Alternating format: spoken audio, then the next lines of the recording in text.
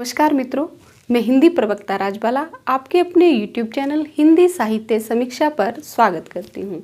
आज का हमारा विषय है रीतिकाल की शास्त्रीय व साहित्यिक पृष्ठभूमि। इससे पहले के जो व्याख्यान थे उसमें मैंने रीतिकाल की परिस्थितियों के विषय में, रीतिकाल की प्रवृत्तियों के विषय में और रीतिकाल के नामकरण व सीमांकन के विषय में बहुत ही विस्तृत रूप से समझाया है, बताया है। उन सब बातों को समझने के लिए आप मेरे पिछले वीडियो लेक्चर देख सकते हैं, सुन सकते हैं। तो आज हम बात करने जा रहे हैं कि रीतिकाल में जो साहित्य रचा गया, जिस प्रकार का साहित्य रचा गया, उसके लिए शास्त्रीय पृष्ठभूमि क्या थी और जो उनके साहित्य का आधार बनी थी। तो देखिए मित्रों, कोई भी साहित्यिक परंपरा अचानक से जन्म लेकर के विकसित नहीं होती। उसके लिए क्या ज़रूरत पड़ती है? उसके लिए ज़रूरत पड़ती है अनुकूल परिस्थितियों की और एक सुदृढ़ और पुष्ट परंपरा की। तो रीतिकाल के साहित्य के लिए अनुकूल परिस्थितियां तो थी ही। जो मैंने रीतिकाल की परिस्थितियों में जिनका बहुत विस्तृत रूप से व्याख्यान किया है, विस्तृत रूप से मैंने चर्चा की है। और जो सुदृढ़ परंपरा थी उसके लिए काम किया संस्कृत के काव्य शास्त्रीय ग्रंथों ने। काव्य शास्त्र का आरंभ कब से हुआ, इसके विषय में निश्चित रूप से कुछ भी नहीं कहा जा सकता।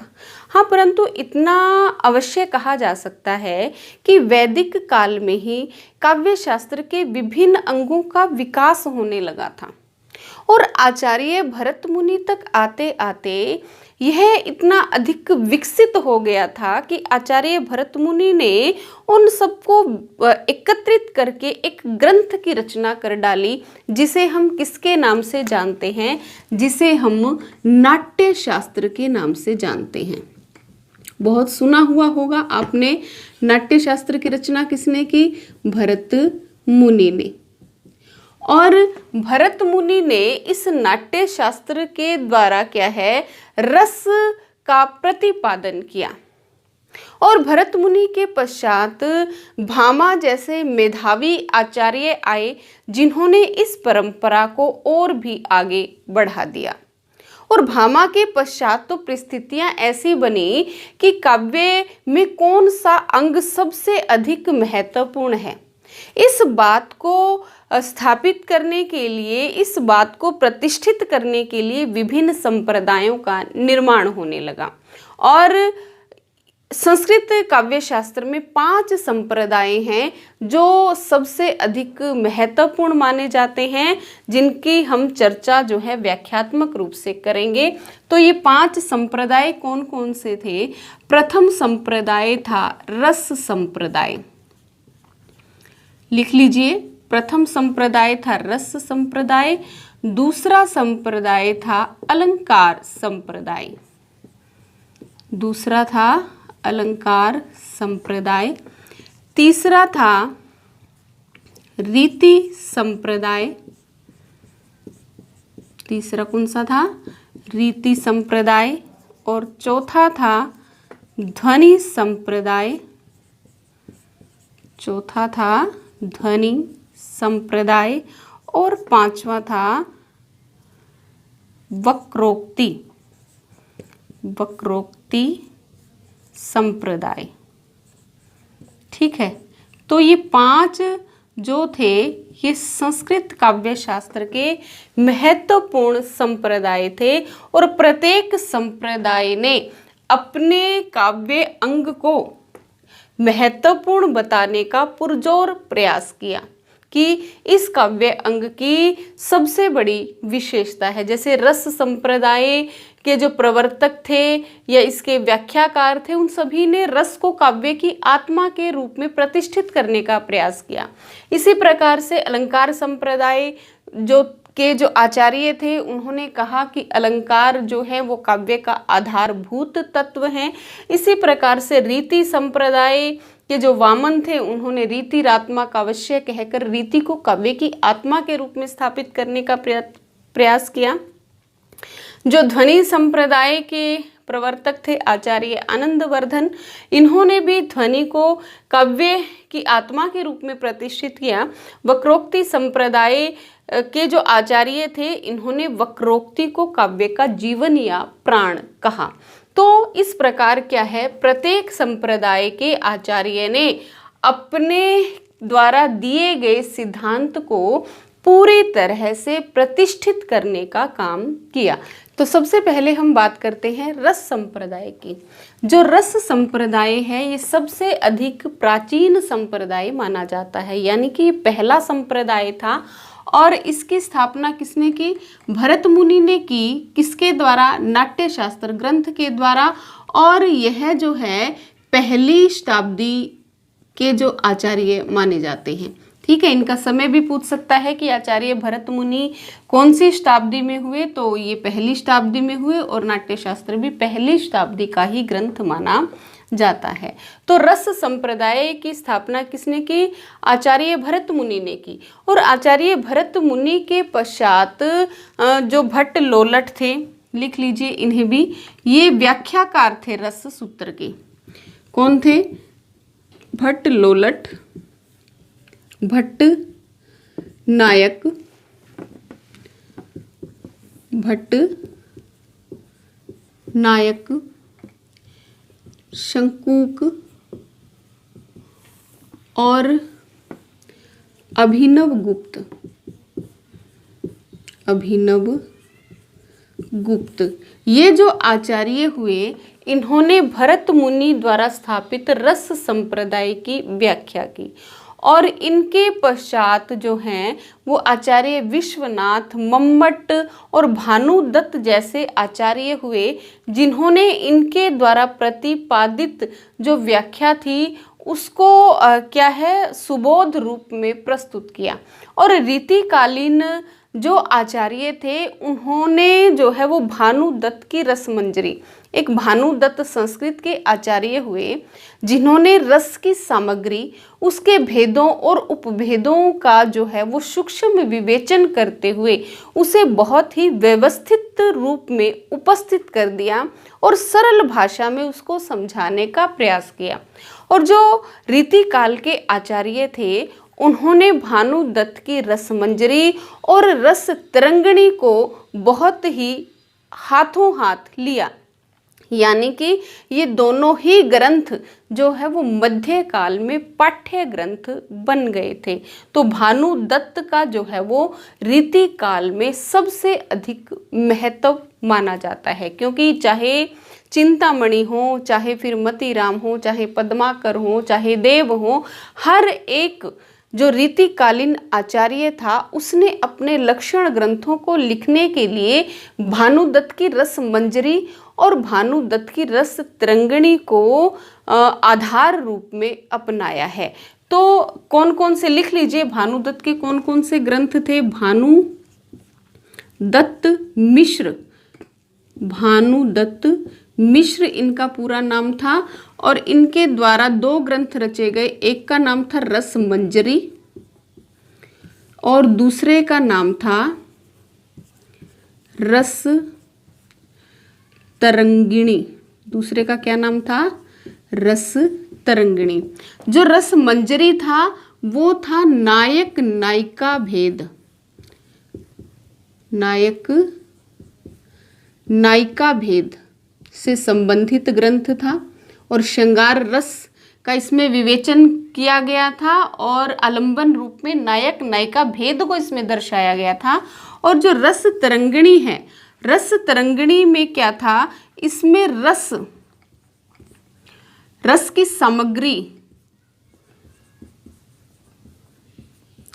रस के स्वरूप को, रस के भेदों उपभेदों, रस का स्वरूप, रस की सामग्री, इन सब बातों को समझने के लिए इन्होंने किसको आधार ग्रंथ बनाया था? जो रीतिकाल के आचार्य थे उन्होंने बनाया था भानुदत्त की रस तरंगिणी को। समझ में आ गया होगा कि पाठ्य ग्रंथ उस समय सबसे अधिक रहा भानुदत्त मिश्र की रसमंजरी और रस तरंगिणी, क्योंकि इसने क्या है, बहुत ही आसान भाषा में काव्य शास्त्र को समझाने का प्रयास किया था। ठीक है, तो ये था हमारा रस संप्रदाय। उसके पश्चात कौन सा संप्रदाय आया? उसके पश्चात कौन सा रस संप्रदाय के पश्चात दूसरा संप्रदाय था अलंकार संप्रदाय। अलंकार संप्रदाय के जो प्रवर्तक थे वो माने जाते हैं भामा। लिख लीजिए, अलंकार संप्रदाय के प्रवर्तक कौन थे? तो अलंकार संप्रदाय के प्रवर्तक माना जाता है किसको? भामा को माना जाता है। और भामा जो थे ये कौन सी शताब्दी के आचार्य थे? ये 6ठी शताब्दी के आचार्य थे और इनके ग्रंथ का नाम माना जाता है काव्यालंकार। तो भामा ने क्या है, अलंकार संप्रदाय की स्थापना की और किसके द्वारा की? काव्यालंकार ग्रंथ के द्वारा। इन्होंने कहा कि अलंकार जो है वो काव्य का आधारभूत तत्व हैं। और इनके बाद क्या है, कुछ आचार्य हुए जैसे दंडी, उद्भट,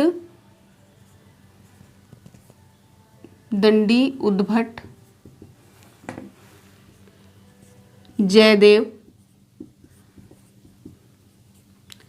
और अप्पय दीक्षित।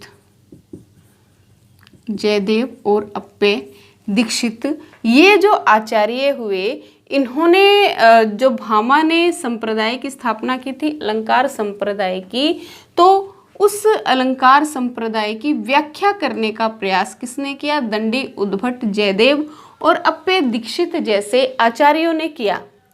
इन्होंने कहा कि जो अलंकार है वो काव्य का आधारभूत तत्व है और अलंकारों के बिना काव्य की रचना नहीं की जा सकती।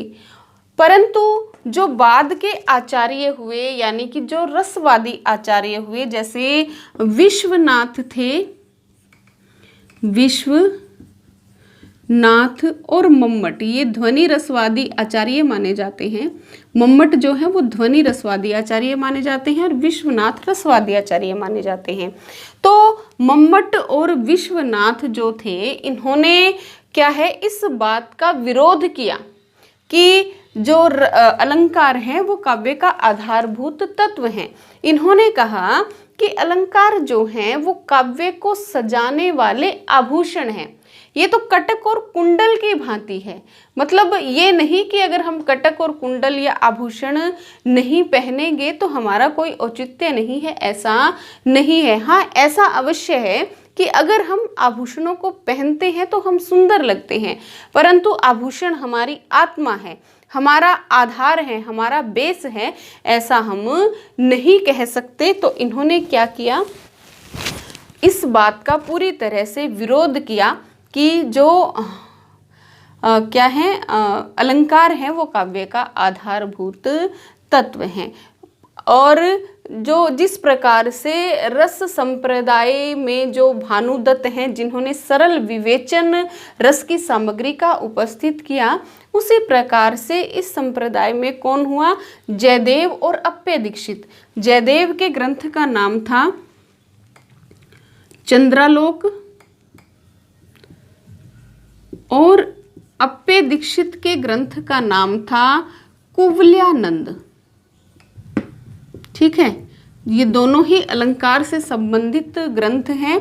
तो जो प्रवर्ती आचार्य थे, जब वो अलंकारों का विवेचन कर रहे थे, यानी कि रीति काल के जो आचार्य थे, चाहे वो भिखारी दास थे, चाहे वो चिंतामणि थे, चाहे वो मतीराम थे, जब वो अलंकारों का विवेचन कर रहे थे तो उन्होंने जयदेव के चंद्रालोक और अप्पय दीक्षित के कुवलयानंद को अपना आधार ग्रंथ बनाया था। क्योंकि इसमें क्या है, भानुदत्त की रसमंजरी और रसतरंगिणी की ही भांति आसान रूप में अलंकारों का सूक्ष्म विवेचन किया गया था।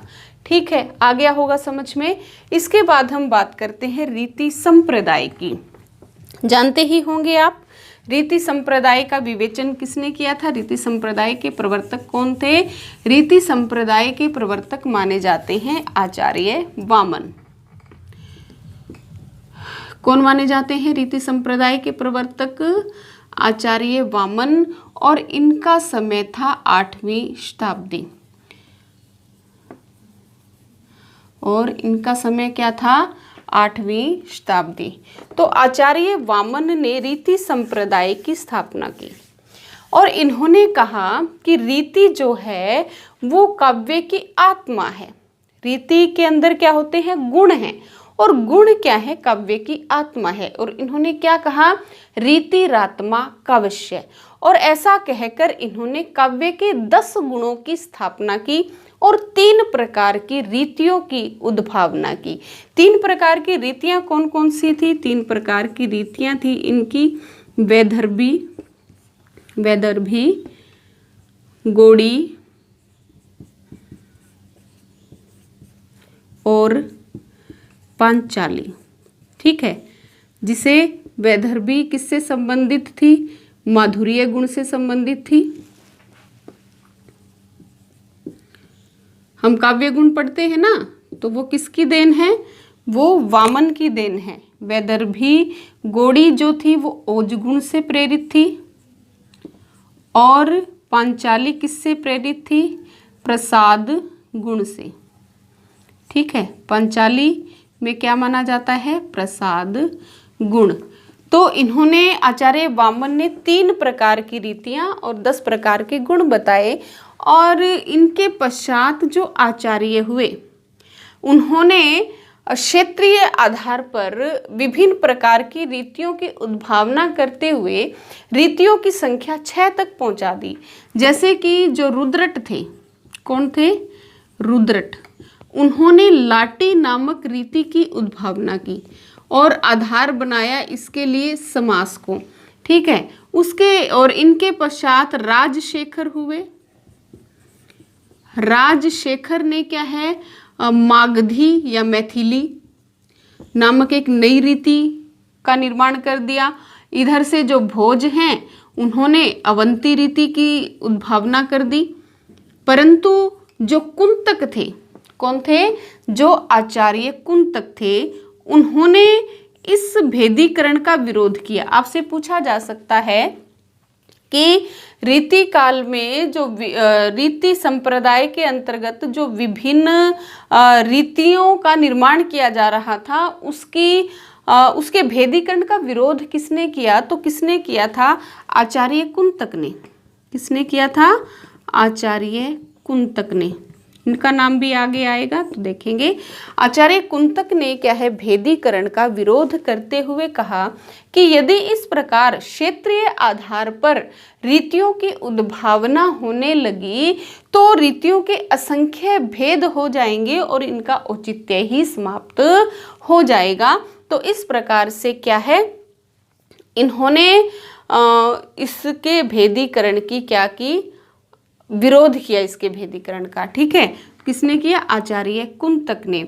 और फिर बहुत इंपॉर्टेंट बात है कि आचार्य मम्मट हुए, बहुत महत्वपूर्ण आचार्य थे ये। इनका समय था 11वीं शताब्दी। आचार्य मम्मट ने फिर क्या है, इन्हीं जो किसने दिया था, वामन ने जो 3 रीतियां दी थी, इन्हीं के 3 नाम और दिए। इधर लिख लेते हैं। इन्होंने वैदर्भी को नाम दिया उपनागरिका। क्या नाम दिया, उपनागरिका। गौड़ी को इन्होंने कहा परुषा और पांचाली को इन्होंने कहा कोमलिका। ठीक है, इस प्रकार से इन्होंने क्या है, वैदर्भी, गौड़ी और पांचाली को 3 नए नाम दिए। वैदर्भी को इन्होंने क्या कहा, उपनागरिका। गौड़ी को इन्होंने कहा परुषा और पांचाली को इन्होंने कहा कोमलिका। ये आपसे पूछा जा सकता है परीक्षा में कि उपनागरिका में कौन सा गुण समाहित है, तो उपनागरिका में माधुर्य गुण समाहित है, परुषा ओज गुण से संबंधित है और कोमलिका प्रसाद गुण से संबंधित है। और ये नाम किसने दिए, ये नाम दिए मम्मट ने। मम्मट कब हुए, मम्मट हुए 11वीं शताब्दी में। और मम्मट के जो ग्रंथ है उसका नाम है काव्य प्रकाश।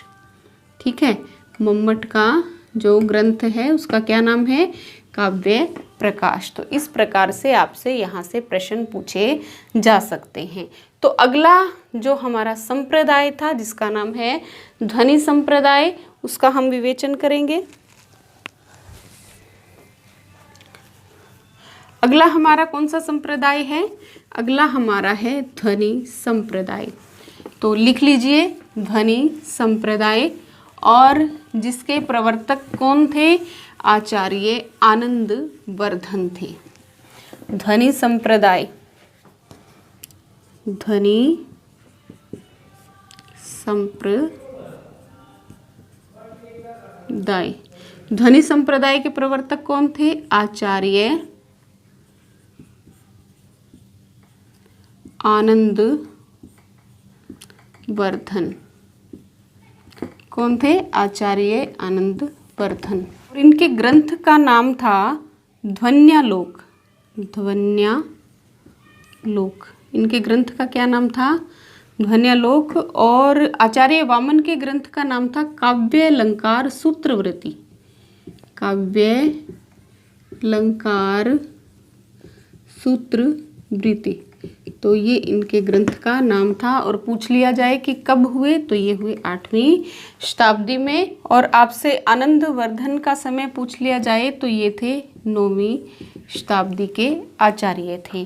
तो ध्वनि संप्रदाय क्या था, इसके विषय में अगर हम बात करें तो ध्वनि संप्रदाय जो है वो ऐसी बात नहीं है कि ध्वनि संप्रदाय की उद्भावना जो है वो आचार्य आनंद वर्धन ने मौलिक रूप से की, बल्कि इसकी स्थापना या ध्वनि के विषय में बातचीत पहले भी हो चुकी थी।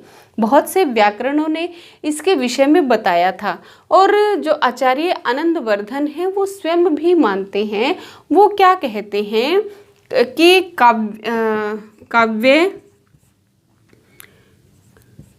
काव्यस्यात्मा,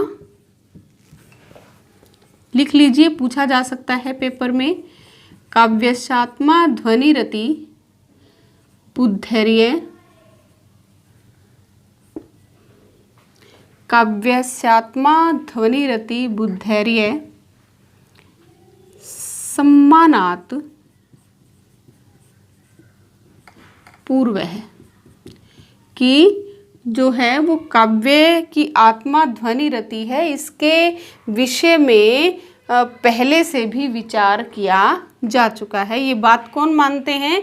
ये बात मानते हैं आचार्य आनंद वर्धन। किसमें मानते हैं? अपनी रचना ध्वन्यालोक में। और कब के आचार्य हैं? ये 9वीं शताब्दी के आचार्य माने जाते हैं। ये पंक्ति आप लिख लीजिए, पेपर में पूछी जा सकती है कि ये पंक्ति लिख दी जाएगी और आपसे पूछ लिया जाएगा कि बताइए ये पंक्ति किस आचार्य के द्वारा कही गई है। ऑप्शन में दे देंगे मम्मट, दंडी, जयदेव और आनंद वर्धन। तो आपको ये पंक्ति याद होनी चाहिए। ठीक है, तो ध्वनि संप्रदाय, और जो ध्वनि संप्रदाय है ये क्या माना जाता है? ये जो है वो काव्य का जीवन या आत्मा मानी जाती है, क्योंकि जो अलंकार है या रीति है ये दोनों देहवादी माने जाते हैं। ये भी आपसे पूछा जा सकता है कि इनमें से देहवादी किसे माना जाता है? तो अलंकार और रीति ये क्या है? देहवादी है। और जो ध्वनि और रस हैं ये क्या है? आत्मवादी है। मतलब ये काव्य की आत्मा का प्रतिनिधित्व करते हैं और ये काव्य के शरीर को सजाने का काम करते हैं। ठीक है, ये आपसे पूछा जा सकता है, तो इसे भी आप नोट कर लीजिएगा। तो ध्वनि संप्रदाय के प्रतिष्ठापक कौन थे? आचार्य आनंद वर्धन। इन्होंने जो है वो रस, अलंकार, रीति, काव्य दोष इत्यादि की पहले क्या है पूरी तरह से अध्ययन करने के पश्चात इन सभी का ध्वनि के अंदर इनको क्या कर दिया? समाहित कर दिया। और कहा कि अगर काव्य के में ध्वनि है, काव्य में ध्वनि गुण है, तभी ये जो हैं रस हैं, चाहे अलंकार हैं, चाहे रीति हैं, ये इनकी सफलता मानी जा सकती है। परंतु जो इनके प्रवर्ती आचार्य थे, यानी कि ध्वनि विरोधी आचार्य थे, महिम भट्ट थे एक तो कौन थे? ध्वनि विरोधी आचार्य माना जाता है महिम भट्ट और कुंतक, कुंतक, महिम भट्ट और कुंतक। कुंतक का नाम पहले भी आ चुका है। कुंतक ने क्या कहा था? कुंतक ने जो रीतियों का जो भेदीकरण हो रहा था क्षेत्रीय आधार पर, उसका भी विरोध किया था। और कुंतक ने किसका विरोध किया था? ध्वनि संप्रदाय का प्रबल शब्दों में विरोध किया इन दोनों ने। ये आपसे पूछा जा सकता है कि ध्वनि संप्रदाय के विरोधी कौन थे? तो कौन थे? महिम भट्ट थे और कुंतक थे। इन्होंने ध्वनि का प्रबल शब्दों में विरोध किया, परंतु जो आचार्य आनंदवर्धन थे उन्होंने तर्कपूर्ण ढंग से उनकी जो बातें थी उनका समाधान कर दिया। और आनंदवर्धन के पश्चात 11वीं शताब्दी में आए कौन थे? जिनका नाम था मम्मट, जिनका जिक्र मैंने अभी किया, जिनके ग्रंथ का क्या नाम था? काव्य प्रकाश।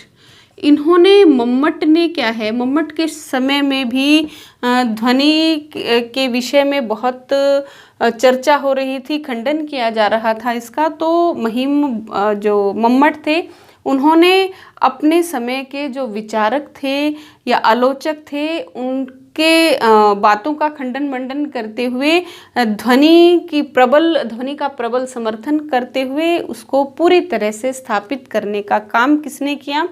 मम्मट ने किया। इसी कारण से इन्हें क्या माना जाता है? ध्वनि रसवादी आचार्य माना जाता है। ठीक है, तो इस प्रकार से जो है वो ध्वनि संप्रदाय की स्थापना हुई। और पांचवें कौन सा था? पांचवा जो हमारा संप्रदाय था वो था वक्रोक्ति संप्रदाय। वक्रोक्ति संप्रदाय। और वक्रोक्ति संप्रदाय के जो प्रवर्तक थे वो कौन थे? वो थे आचार्य कुंतक। कौन थे? आचार्य कुंतक। आचार्य कुंतक जो थे वो वक्रोक्ति संप्रदाय के प्रवर्तक थे। आचार्य जो कुंतक थे उन्होंने वक्रोक्ति को काव्य का जीवन माना। वक्रोक्ति का अर्थ क्या है कि काव्य के अंदर कुछ ऐसा टेढ़ापन होना चाहिए, कुछ व्यंग्य होना चाहिए जिससे काव्य में चमत्कार उत्पन्न हो जाए। तो वक्रोक्ति को काव्य का जीवन माना आचार्य कुंतक ने। तो इसके विषय में कोई विस्तृत रूप से व्याख्या नहीं कर पाए। तो जो आचार्य भामा था जिन्होंने काव्य अलंकार लिखा, उन्होंने वक्रोक्ति का जो जिक्र है वो एक अलंकार के रूप में वो पहले से ही कर चुके थे। तो आचार्य कुंतक कोई कुछ ज़्यादा व्याख्यात्मक रूप से इसके विषय में नहीं कह पाए, तो ज़्यादा इस पर विचार नहीं हुआ और वक्रोक्ति को केवल एक अलंकार के रूप में ही जगह मिली थी। और उसके पश्चात एक छठा और संप्रदाय आया जो ज़्यादा महत्वपूर्ण नहीं है परंतु संप्रदाय के रूप में स्थापित हुआ, तो इसका जिक्र करना भी बहुत आवश्यक हो जाता है, जिसका नाम है औचित्य संप्रदाय। और इसके प्रवर्तक थे आचार्य क्षेमेंद्र। आचार्य क्षेमेंद्र। आचार्य क्षेमेंद्र जो हैं वो मौलिक रूप से कुछ भी नहीं कह पाए। इन्होंने औचित्य मतलब इन्होंने रस, अलंकार, रीति, ध्वनि, वक्रोक्ति इन सब बातों को लेकर के एक समन्वय स्थापित करने का प्रयास किया और बताना चाहा कि इन सब का काव्य में औचित्य क्या है, यानी कि वो कही गई बातों को ही कह रहे थे, कोई मौलिक चिंतन उन्होंने नहीं किया। तो इस संप्रदाय का कोई महत्व नहीं है क्योंकि इसमें किसी प्रकार की मौलिकता और नवीनता नहीं थी। तो ये थे हमारे कौन से 5 संस्कृत के काव्य शास्त्रीय संप्रदाय थे। और इन्हीं 5 काव्य शास्त्रीय संप्रदायों के जो सरल व्याख्याकार थे, जैसे रस संप्रदाय में कौन हुए? भानुदत्त हुए। अलंकार संप्रदाय में कौन हुए? आचार्य जयदेव और अप्य दीक्षित हुए, जिनके जो ग्रंथ थे वो बहुत साधारण थे, सरल भाषा में थे।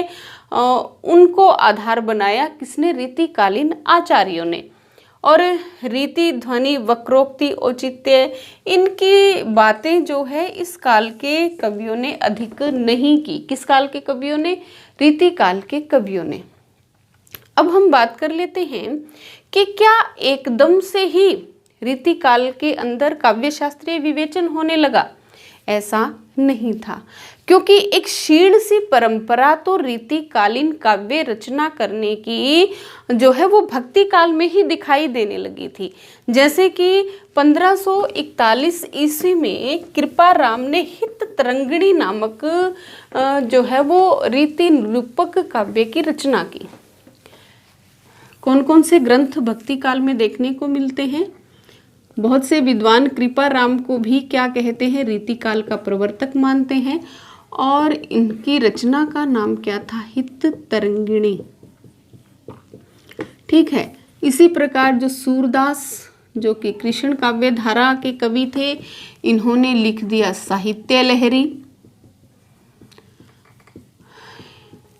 और आगे जो कवि हुए नंददास, जो कि कृष्ण काव्य धारा के ही कवि थे, इन्होंने लिखा रसमंजरी भक्ति काल में। रहीमदास जो थे नीतिकार थे, उन्होंने लिखा बरवे नायिका भेद, बरवे